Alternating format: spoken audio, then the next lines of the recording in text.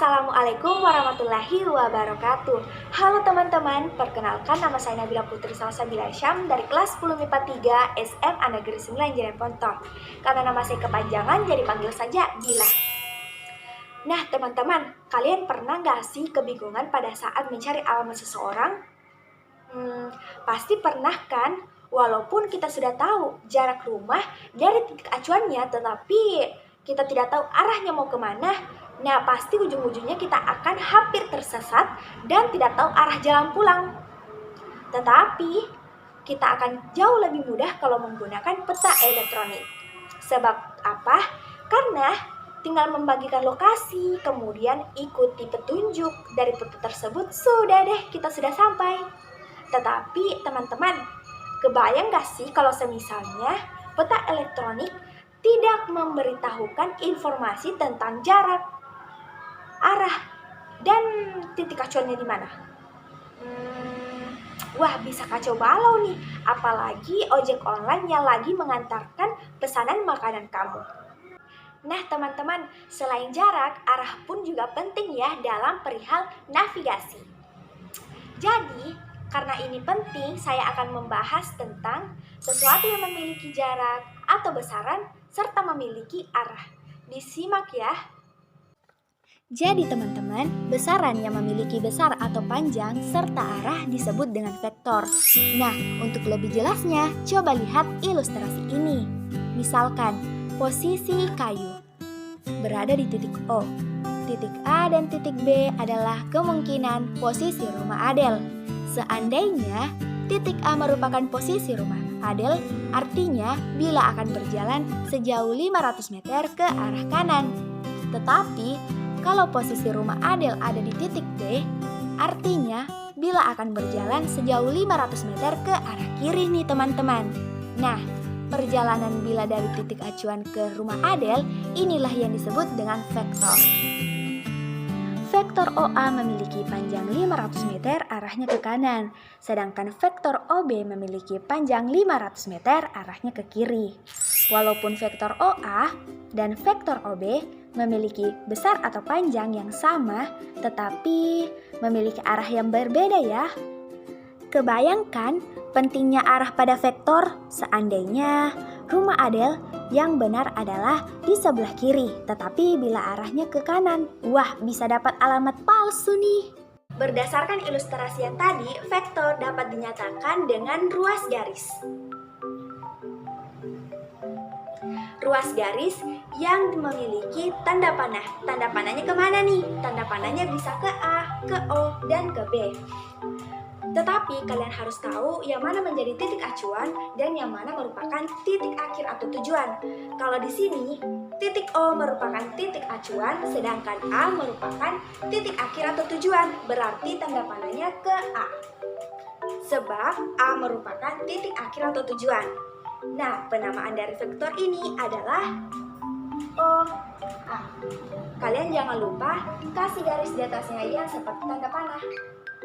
Nah, arti dari vektor ini adalah vektor yang dimulai dari titik O dan berakhir di titik A.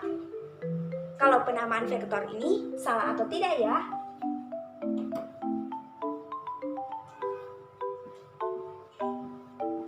Nah, teman-teman, ini salah atau tidak?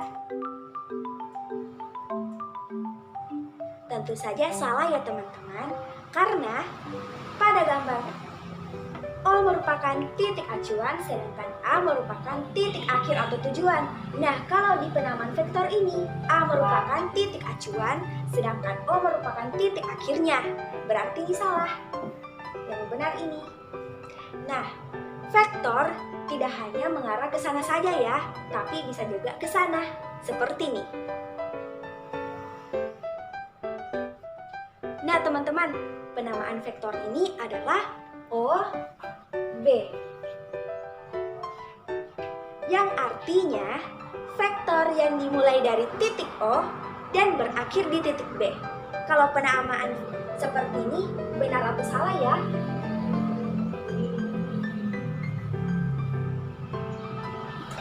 Nah teman-teman, ini salah atau tidak ya?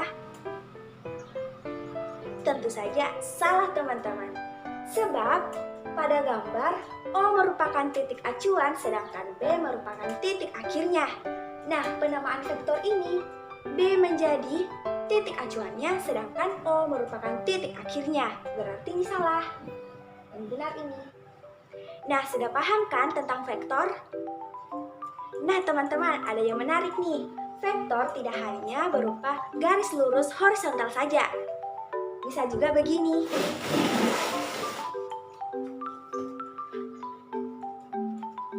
Ini merupakan titik C. Sedangkan ini merupakan titik D. Seperti ini ya teman-teman. Nah, penamaan dari vektor ini adalah C, yang artinya vektor yang dimulai dari titik C dan berakhir di titik D. Nah teman-teman, kita langsung ke contoh soal. Soalnya, jika diketahui titik A 2,1 dan B 7,3, gambarlah vektor AB dan vektor BA. Nah, pertama-tama kita harus tahu titik A-nya di mana dan titik B-nya kemana.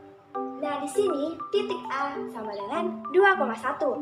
Kita cari 2,1. Nah, di sini saya tandai A supaya kita tahu bahwa ini adalah titik A-nya. Dan titik B-nya kemana nih? Titik B-nya adalah 7,3. Nah, kita cari 7,3. Nah, di sini.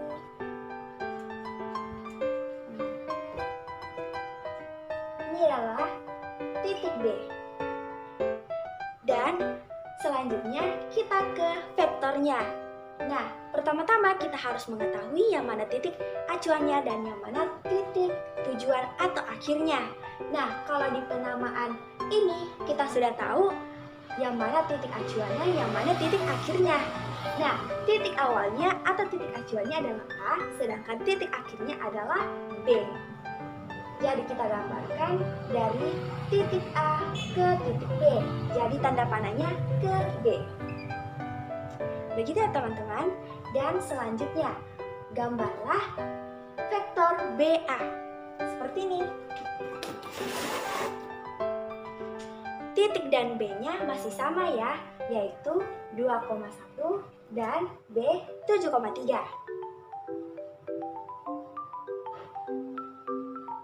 Ini titik A-nya dan ini titik B. Nah, pertanyaannya yang tadi, vektor BA. Berarti kita memulai dari titik acuan B dan berakhir di titik akhir atau titik tujuannya yaitu A. Gini, kita dari titik B ke titik A. Jadi tanda panahnya ke A. Jadi teman-teman, ini adalah vektor AB.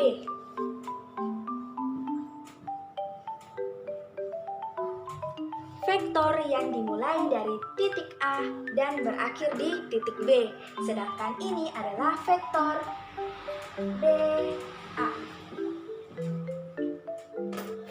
Vektor yang dimulai dari titik B dan berakhir di titik A. Sudah paham kan? Halo teman-teman, perkenalkan nama saya Marsha Putri Adelia Safri, biasa dipanggil Adel. Saya berasal dari kelas 10 MIPA 3. Di video kali ini saya akan membahas tentang yang pertama, perbedaan besaran skalar dan besaran vektor. Yang kedua, notasi vektor. Dan yang ketiga, vektor posisi. Nah, apakah kalian sudah mengetahui apa perbedaan besaran skalar dan besaran vektor itu? Apa yang membedakan keduanya dan seperti apa contoh besaran skalar dan besaran vektor itu? Nah, untuk menjawab semuanya, silakan disimak video pembahasan berikut ini. Besaran skalar adalah besaran yang memiliki nilai tetapi tidak memiliki arah. Artinya, besaran ini tidak ditentukan oleh arahnya. Contoh besaran skalar adalah massa. Massa adalah besaran yang menyatakan kelembaban suatu benda. Massa termasuk contoh besaran skalar karena nilainya tidak ditentukan oleh arah. Dalam penulisannya, besaran ini cukup dituliskan nilai dan satuannya. Adapun beberapa contoh lain dari besaran skalar adalah volume, panjang, waktu, kelajuan, suhu, luas, jarak, arus listrik, potensial listrik, dan lain-lain. Sedangkan besaran vektor adalah besaran yang memiliki nilai dan memiliki arah. Artinya, nilai dari besaran tersebut ditentukan oleh arah. Contoh dari besaran vektor adalah kecepatan. Kecepatan termasuk dalam contoh besaran vektor karena nilai besaran ini sangat ditentukan oleh arah gerak benda yang mengalami kecepatan. Dalam penulisannya, besaran ini dituliskan secara lengkap, mulai dari nilai, satuan, dan arahnya. Selain kecepatan, gaya juga termasuk dalam contoh besaran vektor. Adapun contoh-contoh besaran vektor antara lain percepatan, momentum, impuls, medan magnet, dan medan listrik, dan sebagainya. Nah, kita langsung ke contoh soal. Perhatikan tabel ini. Nah, di sini ada tabel dengan 5 besaran. Yang jadi pertanyaannya adalah yang merupakan besaran skalar adalah, nah kita lihat di sini. Tabel ini mempunyai 5 besaran, yaitu ada gaya, berat, massa, jarak, dan kecepatan. Kita bahas per satu-satu. Gaya. Gaya merupakan besaran vektor. Dan berat juga begitu. Berat merupakan besaran vektor karena berat memiliki arah dan nilai. Nah, kemudian ada massa. Massa merupakan besaran skalar karena massa memiliki nilai tanpa dituliskan arahnya. Dan ada jarak. Jarak merupakan besaran skalar. Berbeda dengan perpindahan. Jarak dan perpindahan sangatlah beda. Dalam pengertian, jarak adalah total lintasan yang ditempuhi, sedangkan perpindahan adalah perubahan posisi. Dan dikelompokkan, jarak merupakan besaran skalar, sedangkan perpindahan merupakan besaran vektor. Dan di sini ada kecepatan. Nah, kecepatan merupakan besaran vektor. Nah, di sini ada beberapa jawaban. Nah, apakah jawaban tersebut? Jawabannya adalah C. Karena jarak dan massa merupakan besaran skalar. Sedangkan gaya, berat, dan kecepatan merupakan besaran vektor. Yang kedua, notasi vektor. Notasi vektor biasanya dikatakan kalau kita mau mengatakan OA atau O ke A. Berarti kita mengatakan OA menggunakan tanda panah, menunjukkan arahnya dari O ke A atau pangkalnya O, ujungnya A. Nah, teman-teman, sebelum kita masuk ke contoh soal, kita mau bahas sedikit nih tentang notasi vektor. Nah, notasi vektor dapat dituliskan dengan huruf kecil, yaitu P,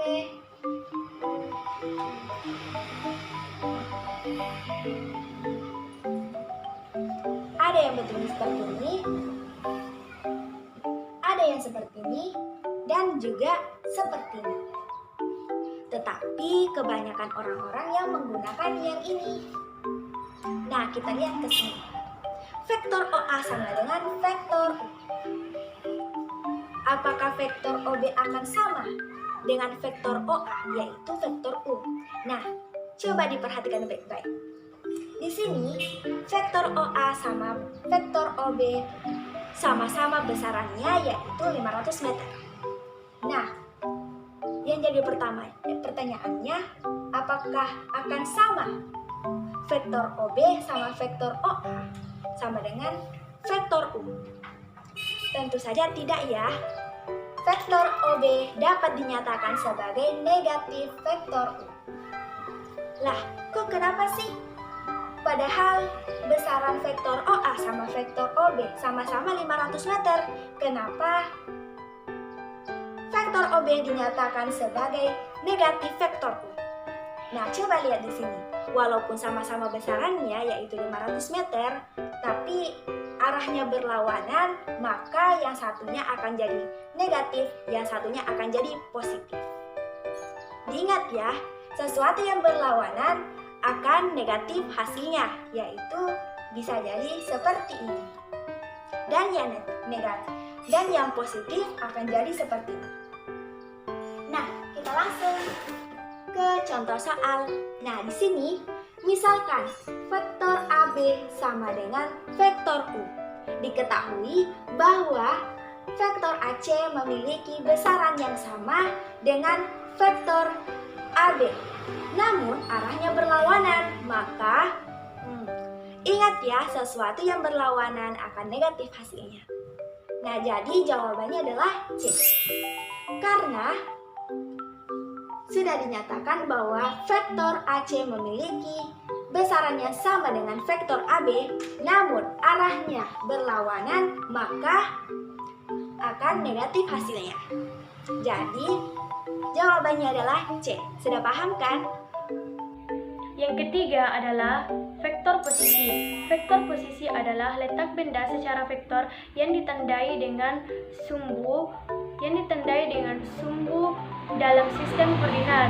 Syarat yang harus dipenuhi dalam penentuan posisi adalah penetapan sumbu koordinat terlebih dahulu.